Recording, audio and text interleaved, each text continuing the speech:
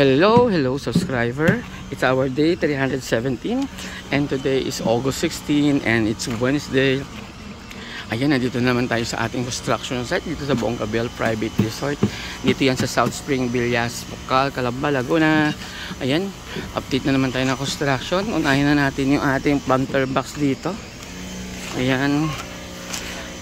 Bali nakagawa na si Mamos ng ating forma para doon sa kabilang side ng planter box. Although hindi nasunod yung ating suggestion, dinaliwala niya yung aking request, suggest ko sana dito na lang magawa na lang siya ng panel na semento para parang puzzle na bubuin niya na lang dito. Pero mas gusto niya daw na medyo komplikado yung life niya. Kaya ayan, ginawa na lang niya talaga yung forma na instant na para ilalatag na lang din dito. Although siguro nakasanayan na kasi nila yung mga ganyang forma. Yung mga panel type na semento, baka hindi sila masyado sanay doon. Ayan, pero okay naman, parehas naman ding effective yan. Yun lang kasi yung pagpoporma minsan kailangan kasama din saka medyo nakakalito. Ayan, pati bakal niya buo na rin Ayan, para mabuo na yung ating dyan planter box at mahalagyan na ng mga lupa-lupa.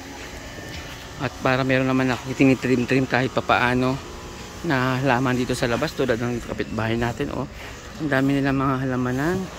Kasi ayan, nagtitrim na naman yung ibang kapitbahay namin ng halaman.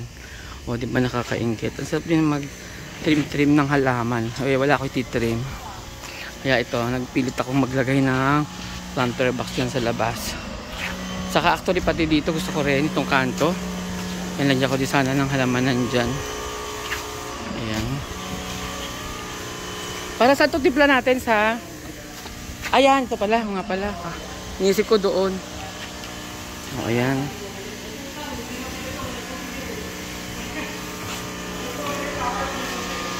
Ayan, medyo okay na yung ating passage dito. Kasi ang kina-assemble na yung ating yung mga kesame. Nilagyan na nila ng mga U-profile saka kung ano-ano, saka wiring. Ayan. Wala yung electrician namin, kaya kami na nag-design, saka ako na yung tapos si Tatay Roger naman, mukhang marunong naman sa electrical. Madali niya naintindihan yung mga ko. So, yun, tuloy na sila na lang gagawa. Ayan. Nalilingin si Boss Jeff ng mga likabok kasi katatapos lang yung aking yung karaoke wall na tik-tik butasan. Ayan. Tamang linis si Boss Jeff. Ayan, kasi may group yung aming tiles namin, yung dual deck na tiles. Ayan, magandang gamitin pang linis talaga yung water May nag-comment sa ko, paano daw nilalagay yung sabon? Nakagay ka na ba ng sabon? May nagtatanong sa vlog natin kung paano daw nilalagay yung sabon. Andiyan ba yung sabon mo? Bukas i-demo natin kasi nagtatanong, hindi daw natin pinakita ko paano maglagay ng sabon, hindi daw niya alam gamitin.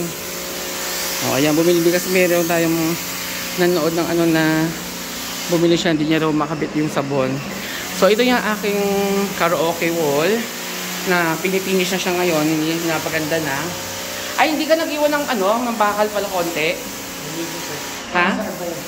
Para i-welding natin yung bakal doon na kakapitan niya. Tinanggal nyo? Ako. Paano gawin natin yan? Walang tiba yung bakal. Walang tiba yung yung... Hindi natin mawe-welding doon sa frame. Makukuha pa ba? Hindi na. Oo. Sinabi ko kay Tatang ngayon Sabi ko, Tang, dito natin we-weldingin yung hindi dyan sinabi sa'yo. Hala. Paano yung discarte na lang dyan? Titik-tik tayo uli ng babaunan natin ng bakal. Di ba? Double work. Nakalabas na yung bakal na buo. Paano yan? Pinutol niya yung bakal na pwede natin kabitan. Para matibay sana kahit umupo pa yung tao dito, hindi babagsak. Ayun, naputol na yung bakal. So, mangyayari dyan, magbubutas kami uli. Titik-tikin na naman para ibaon yung bakal. Ay, di mo na nyo naisip man lang na si Tatang sinabihan ko Ayan. Sino nagputo? Si tatay, ikaw? Sabi ni tatang? Oh, tatanungin ko niya si tata. Sandali. Ayan, tang. Ang kami kasalanan ka sa akin. Nawala yung bakal na pag-weldingan natin. Asan na yung bakal na pag-weldingan natin ng frame? Bakit ba pinutol? Di ba sabi ko sa'yo kahapon?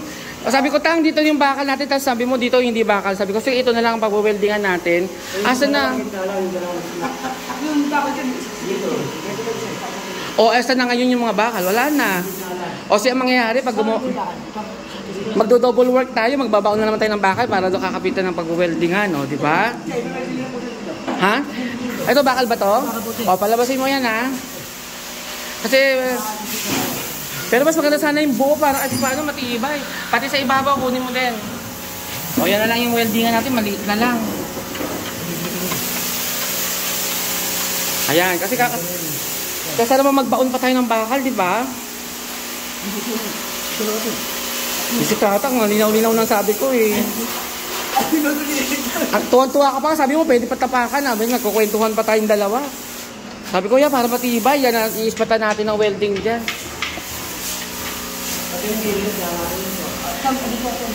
Yan. O, yan. Katitig na lang yung naiiwan. Pero pwede namang ano yun yan. Kaso ang mangyayari dyan, mag-i-extend pa tayo ng bakal uli. O ayan. Kasi importante yung bakal na yun. Pag wala kasi yung bakal na pag-weldingan, itutusok, babaon mo lang dito yung frame. Mabagsak lang din nyo kasi dito siya nakakapit. Di ba pa rin yung may nakakapit siya sa ano? Inispatan natin ng welding yung pinaka-main na bakal. O ayan, pinapalabas nila kaya lang ano. Ayan. Yun ang magbubuhat ng ating bigat ng karaoke sa kapit. Baka kasi upuan ng mga bata kayo, tungtungan niya ba? At least may laban siya. Kasi ito yung may scotch tape, yan yung sukat ng TV na pwede, oh. O, ayan. Tapos yung mga in-order ko na water storage na ano namin, ito bumili ako. Nasa 20,000 to.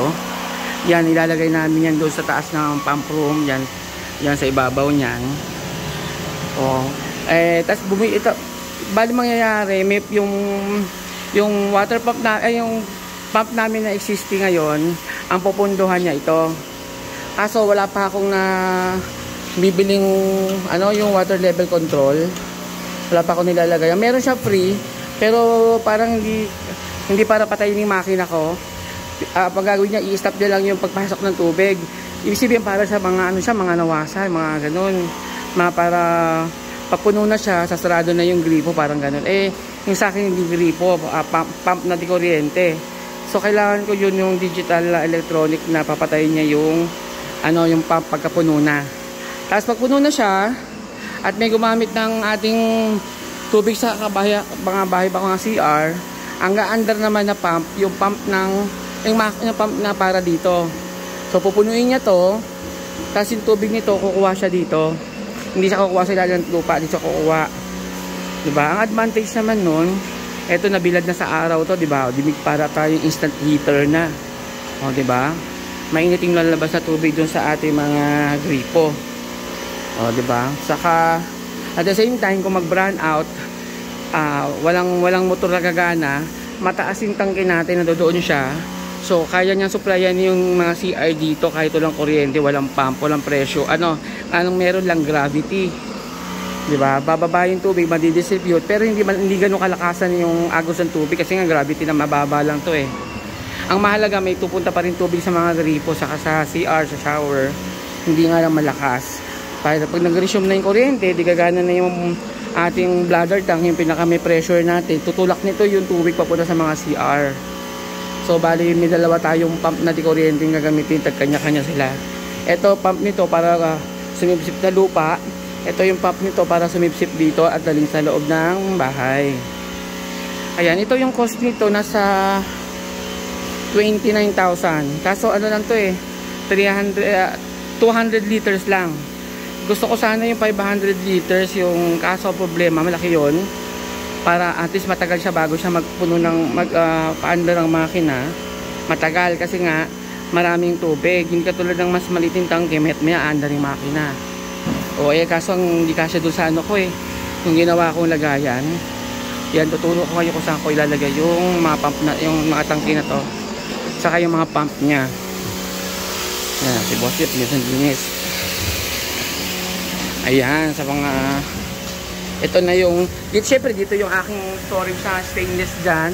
Tapos yung pinaka kulay pula na yon, yan, dito ko ilalagay sa taas para kahit paano pag wala rin kuryente, kahit walang pressure yon, magsisilbi pa rin siyang storage. So pwede rin siya mag-distribute ng tubig kahit walang kuryente.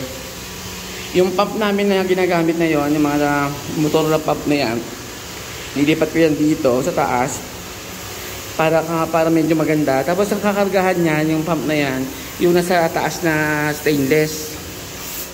Tapos itong dalawang source na to para doon sa pool, magtutulungan sila para punuin yung pool yung dalawang butas na yan. Ayan, tapos yung pula na dito. Tapos baka yung water filtration ko, yung mga filter, baka dito ko sa wall na ilagay, kasi sa wall nakakabit. Gusto ko sana dito, kaso syempre mas maganda nang medyo itaas ko ng konti para kahit paano pagdadaan sa storage, dadaan sa pump na pula, tapos dadaan dito mataas pa rin, kasi bababa ko siya dito, medyo hindi na ganun yung pressure niya para pupunta doon pag run out. At least kahit paano may gravity pa rin. Saka itong mga blue na to, itataas ko yan dito para, ito kasi yung tubo na to para galing yan sa swimming pool. Pagka mababa siya katulad yan, pag pinatay namin yung makina, may time na backflow yung tubig galing pool, babalik dito. Ayun, may lumabas sa palaka, Ayun, so ang gagawin ko, tataas ko to. So mga ending yan, ang luwag nitong baba ko, pwede pa maglagay ng sala dyan, di ba? Sabi nga namin, nandiyan pa namin kwarto. So ganun kaluwag yung atin. Inangat ko siya lahat dito kasi nga dahil mababa na to sa kalsada sa labas, kung ano man mangyari, baka mabaha to, di ba? Kasi na future na rin masabi. Lalo na meron, although may mga nilagay ako dyan mga bulb, ayan, pagka may baha na sa kalsada, yung mga bulb namin, ito drain, ito yung pag nagbuhos ka ng tubig dito pupunta sa orange. Kaso kung patay yung bulb, hindi bababa. Ang bulb na yon, ang purpose nun, pag may bagyo, may yung kalsada medyo binabaha na, gantuhod na, limbawa, hindi papasok dito yung tubig, kaya nagagay ako ng bulb yan sa green namin. Yan, so ko rin yung para hindi pumaha dito. So, pero sana naman hindi mangyari kasi waterproofing pa naman natin din yan. Ayan. So dito na tayo sa kasi nag-install sila ng panel. Ayan, nag-discard kami ng tubig ngayon kasi nga para isusunod na namin to, papatuyuin na namin dyan. Si tatay muna yung electrician ko ngayon dahil siya naman yung medyo nakakaalam ng kuryente. Yan, tinuro ko lang din sa kanya yung iba. Yung mukhang madali naman itindihan ni tatay kasi alam niya na rin daw. Yun. Mahalaga hindi malito si tatay kasi pag nalito si tatay, wala na. Iba na yung takbo ng aking pailaw. So far madali naman itong aking plan. Bali yung gagawin ko dito, meron akong 4 na downlight dito na isang switch lang yan. Pag binuksan yung ilaw na yun, switch, ilaw to lahat. Tapos yung ginawa namin, isang linya din yan, isang switch din. Tapos ito sa gilid ng namin, isang switch din. Tapos may dalawa akong center light. Bali lahat-lahat kasi nga ginawa namin, kung totoo sila lahat na switch yun. Kasi nga yung inabang ng electrician ko, eto, may dalawa siyang line dito na galing sa source. So ito na yung dalawang linya namin na sa ibang lugar siguro ito yung negative sa capacitive o kaya ito yung 220 saka isa yung 0 volt. Pero dito sa amin sa Calamba, parehas may kuryente, 110 tong bawat linya. So ito yung dalawang yon. After nun, madidivide siya rito. So mayroon siyang wire na 1, 2, 3, 4, 5, 6. So 6 yung linya niya na naabang. So ginawa namin, kinonsider ko tong isang linya na isang 110, yung isang live wire ko, line 1. Tapos itong iba, ito na yung line 2. Diba? Kasi ito na yung magdi-distribute na doon ng mga ng kuryente. Parang mangyayari, nakatap to dito sa yung isa nakatap dito, tapos itong solo nakatap dito sa isang linya. So, dalawang grupo. So, mangyayari, ilang switch yung pwede? 1, 2, 3, 4, 5. Limang switch yung magagawa namin para din sa wire na abang. Yung abang na to naman yung electrician namin. Papunta yan dito sa kinabit niyang junction. Yun lang, dito niya nilagay yung junction. Sabi ko medyo eyesore. Gusto ko sana yung junction na natatanggal o nabubuksan. So, baka maglalagay na ako ng manhole dyan na or kaya isang panel sana.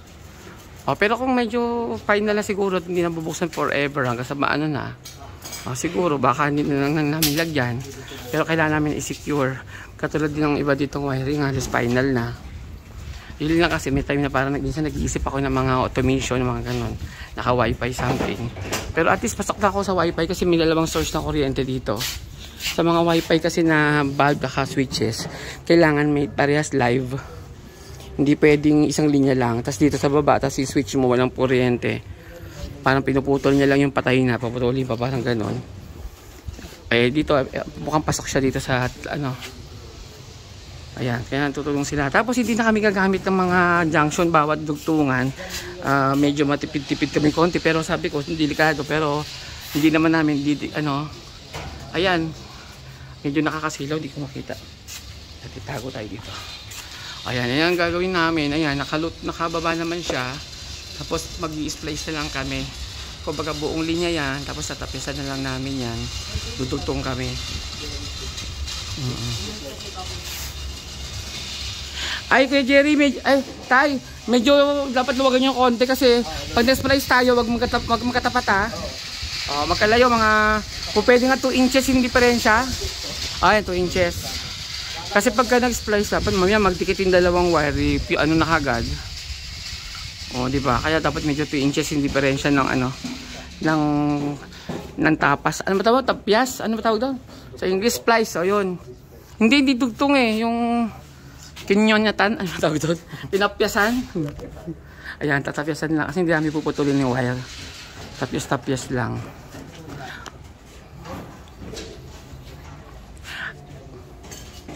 Ay, teka lang. May question. Isang buo yung, pati ba dito sakop niya? Di ba isang ganun?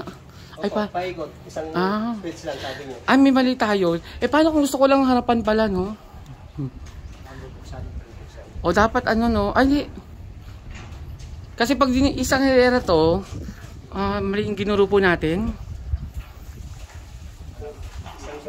Wala tayong ilaw pa sa front. Kapag umilaw ang front natin, ibig sabihin isang hilera lang, yun na yun, no? Wala tayong yung front lang. Di dulo-dulo, isang dulo. Saka bali, hanggang sa dulo na, tapos ito, isang dulo din. Ano gagawin nyo sa, na yan? Ba't magdudugtong kayo dyan? Ikot sana, para mabuo natin. Di ba sabi nyo isang switch lang dapat? Hindi. Ito isang switch, 1, 2, 3, 4, 5. Ba't isang buo to? Dapat isang buo to na linya. Pero may putol na tayo dyan. Ba't putol na? Dapat join yan. Hindi yung dudugtungan sir Ha? Kulang yung wire guard. Kaya dudugtong sana. Hindi. Dapat buo. Isa dalawang linya yung ginamit mo. So pag didikitin mo na lang yung dalawang yan. Sige, okay.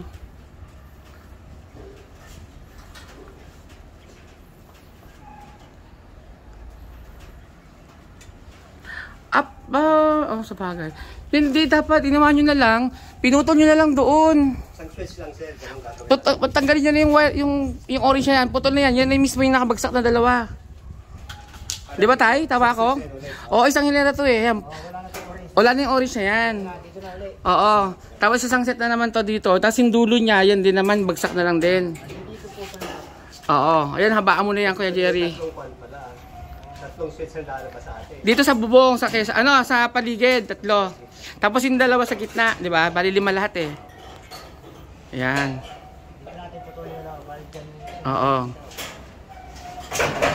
Kasi nonsense na pag dyan, magiging mangyari yan, magiging pailaw niyan. Diyan na lang tayo magsisimula ulit. Kung magpapailaw ako dito sa harapan, siguro itong set na para maliwanagan din dito, di ba? Bawat sa. Hindi, pupunta tayo sa source yan. Anong gagawin? Hilain nyo lang dito. Pupunta ron. source natin. Tapos pupunta yung sa dito. Ay, oo. Hindi pwede pituyan ko, Jerry. Hilain. Kuya Jerry, huwag mong buhulin. Hihilain mo yan. Hilay na lang papunta dito sa source. Hihilain mo papunta dito. Kasi kailangan buo itong wire hanggang dito. Actually, bitin nga yan eh. Bitin ba?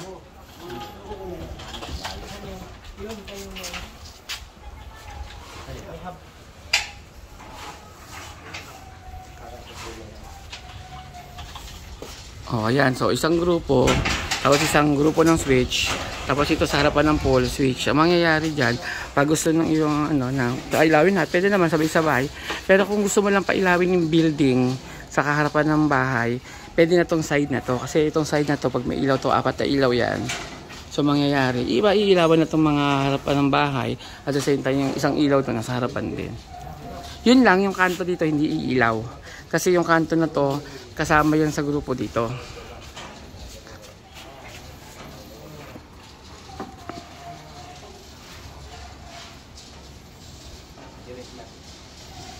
Oh, ayan.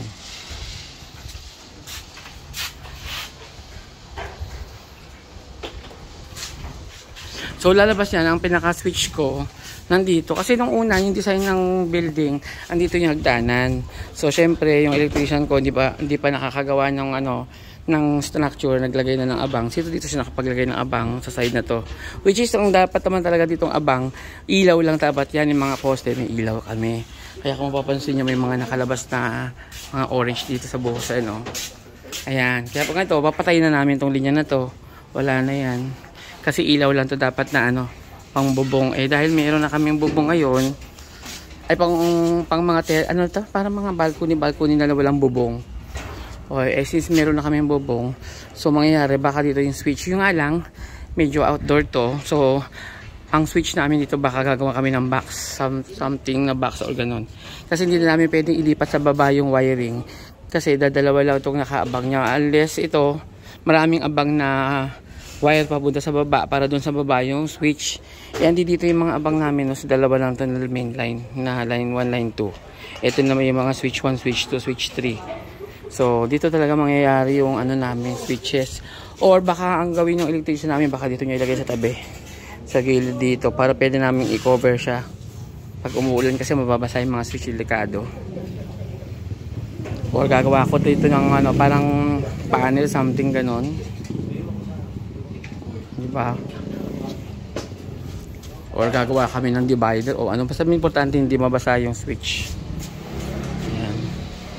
Pero kung medyo maaga-aga yung naabutan ko pa itong lagyan ng dapat dito ko na ilagay sana dito sa gitna naabangan, tapos dito sa ilalim yung sasahig yung wire niya. Kaso na late na ng sabi, nagawa na to. Kung maganda sana naabutan ko pa. Ayan, hindi na siya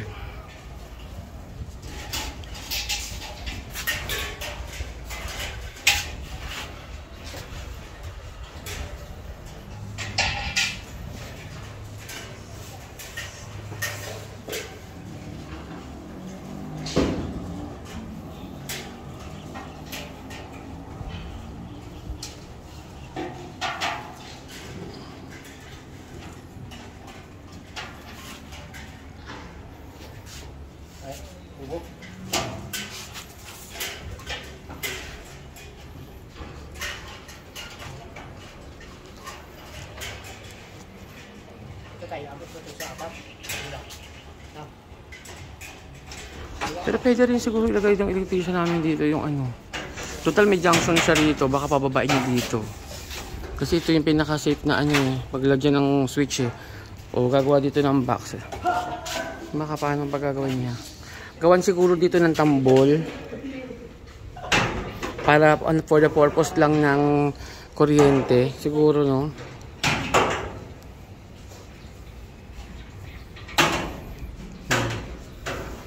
Para kahit pa paano sana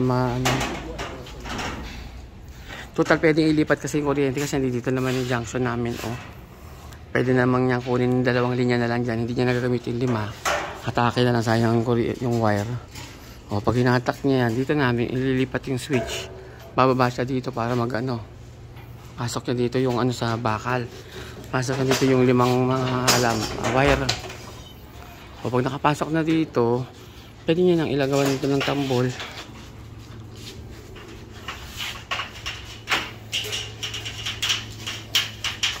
Siguro ko Jerry, gawa tayo na ng tambol dito para ano, para sa switch. Kasi kung dito ilalagay switch, delikado sa ulan, no? O kung gagawa tayo ng tambol dito na parang ano, gagawa ng parang switch, ano. Tapos yung mga wire na to na abang niya, pwede natin bunutin na yan. Tapos dito, dyan na lang, total na, dyan na yung mga 5 na ngas. Para dito bababa yung ano, dito ipasok yung 5 na linya, no? Oo, tapos siya na bahala maglagay ng switch. Palabasin, butasan natin dito, basta may tambol dito na ano, sakto yung ano, 2 switch na panel. No, safe na dito sa side na to, no? Patambol lang dito tayo na box, no? Tambol para sa ulan. Matatakpan ngayon yung ano, yung work of art ni Butoy, no? Yung kanyang pa-L dito. Oo.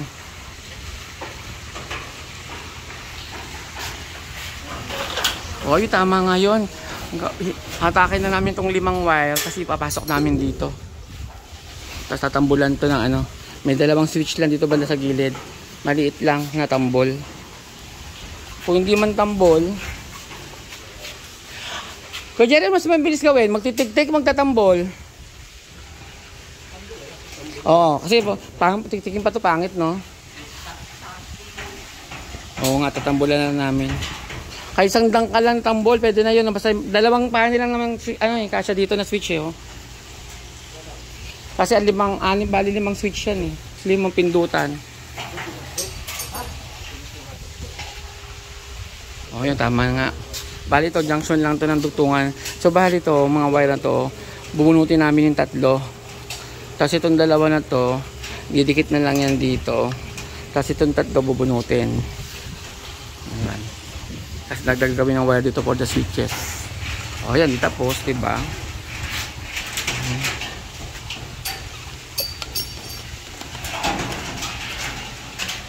Sayang, hindi na kasi ako ganun ka-fit na ano, sa mga ganyan trabaho. Although, madali ko naman naintindihan kasi nga yung aking father, all around teacher sa high school yung aking father. Tapos, sideline nun, karpintero, electrician, barbero, tubero. Yan. Tapos pag may mga project yun, kami yung mga kanyang mga labor. Kaya medyo kaming background ng kapatid ko sa ano. Pero pinaka talagang natuto ng gusto yung kapatid ko, yan si Boss J. Kasi ako syempre, may palihim ako na sikreto nun. Ang gusto ko lang magluto. Ayaw ko mag-electrical saka mga ano, mga halo-halo ng semento nun. Diyos ko, hindi pa nila alam yun eh. Pero ngayon electrical gusto ko pa rin yan, saka mga electronics. Active na active pa ako dyan ngayon.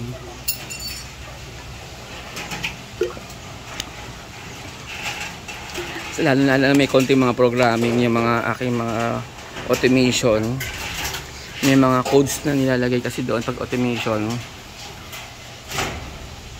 yung mga relay na ginagamit ko. Ayan. Oh, ito si Butoy. Oh, Atoy, anong problema?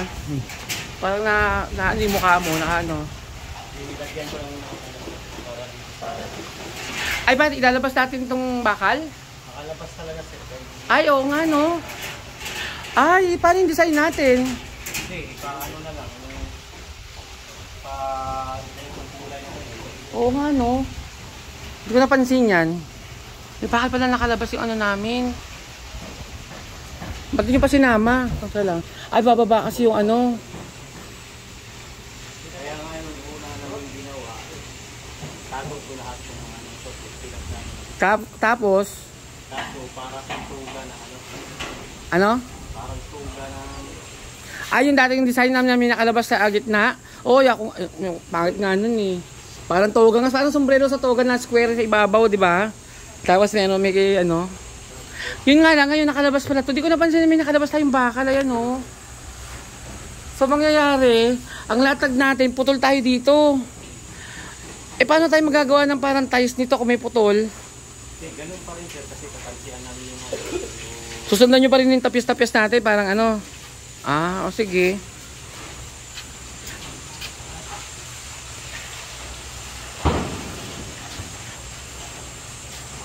Oh, yun na lang daw yung buong ano, tatapyasan na dito. Hindi ko napansin na may bakal kami dyan. Oh, pero ano ba advantage sa may bakal dyan? Naku, kung alam ko lang may sobra dyan, pinantay ko na, nadyan ko na ng sobra din doon. Hindi ba? Para kung sakali ano, yung panel natin medyo madali natin madidiskartehan na ayos.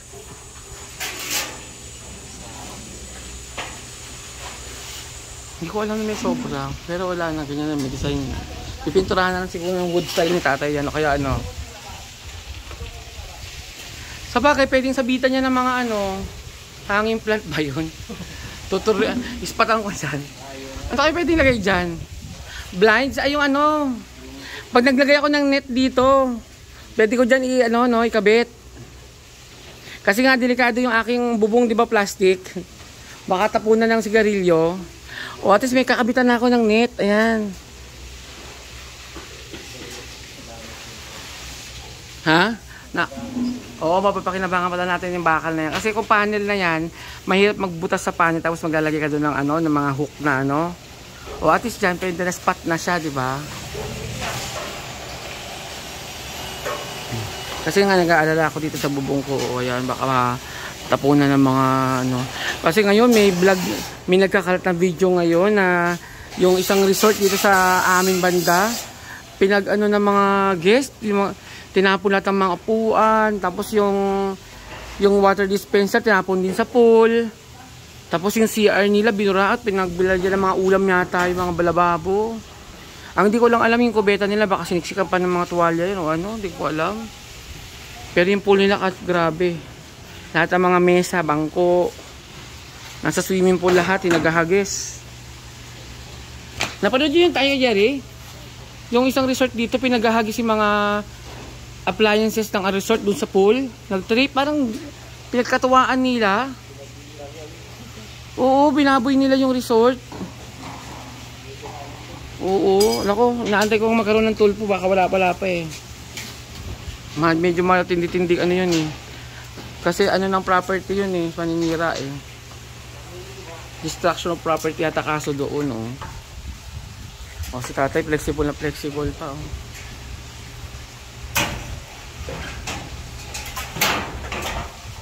Oh, di ba? Parang di ano si tatay pero. O to, ito yan eh.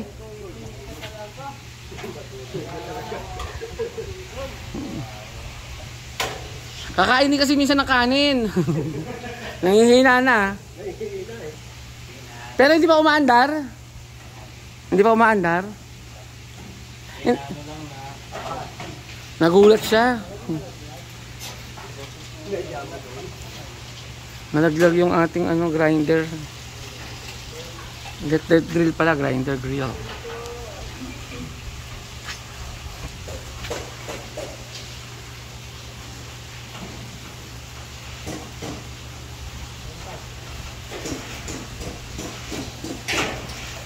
Ayan.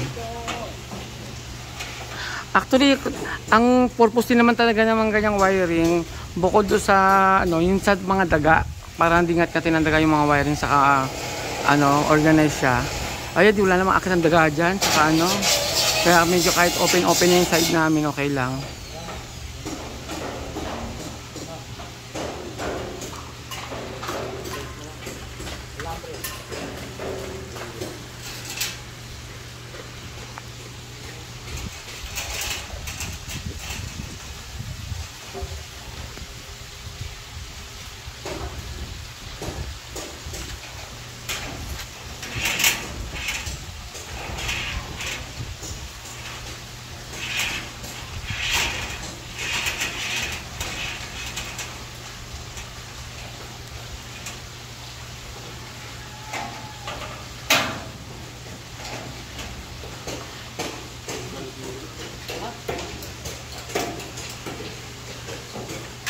Tapos yung tayo last na yan tayo no, sa ano niya. Pero hindi niyo puputulin diyan ha. Hindi po, then papuntahin mo na rito. Yan. Kaso wala kang iikutan tayo sa taas pa, taas no. Sasapa mo sa taas. Ay wala na, hindi yan. Sakop yan ang harapan dito para buo to. Abuso na yung linya na yan. Nandun na sa kanya na yung kabilang dulo eh.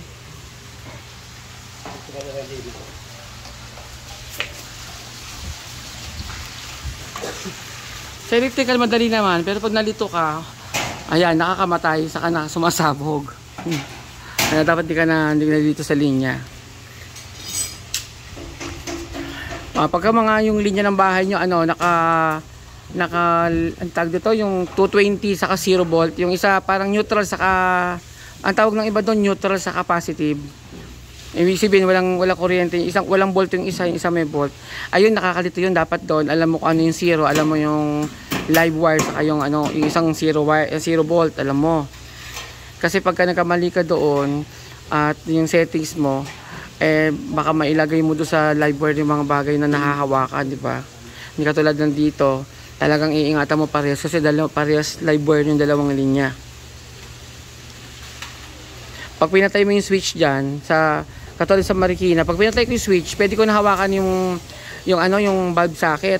Pero pag dito, pinatay ko yung switch, pinawakan ko, mag-ground pa din ako. Lalo katapa ka sa lupa. O ayan, medyo mahaba na yung ating video dito. Balikan na lang natin sila mamaya. At ayun, yan, binuksan na ni Boss Jeff yung ating pump. Kailangan talaga namin buksan ngayon. May namin binubuksan kasi nga nag-accumulate siya ng kalawang pag di namin pinapabayaan namin. Saka habang ginagamit din kasi gumaganda yung tubig. Natatanggal yung mga naka-stack doon ng mga hindi magagandang klase ng tubig. Pero pag ginagamit namin ayan. Ayun o, nag-ooperate na yung dalawa naming butas ng yung isa sa adult pool na tubig, tapos yung isa dito sa kiddie pool. Yun lang, yung source niyan isa lang, tapos wala pa kaming control kung ililipat namin. Nakakontrol mo na yan, Boss Jeff, kung kaliwat kanan, hindi pa. Sabay lang, no? Wala pa kaming bulb na nilagay eh. Pero hindi pa naman namin per minute talaga, lang, tikit-tikitan lang, tali-tali lang. Kasi nga, sayang din yung pagpinutol namin ng mga tubo dahil ang mahal-mahal. Kaya hindi kami pwede basta nagpe-per minute. Lalo na uulitin na naman namin. So ayun, hanggang dito na lang yung aking video. Sa mga hindi pa nagsasubscribe dyan, baka naman. At syempre para ma-update din kayo sa aming channel, Labong and Jeff. At masubaybayan yung napaka-tagal natin construction. Naka 10 months na kami. At ayan, hanggang dito na lang. Bye-bye!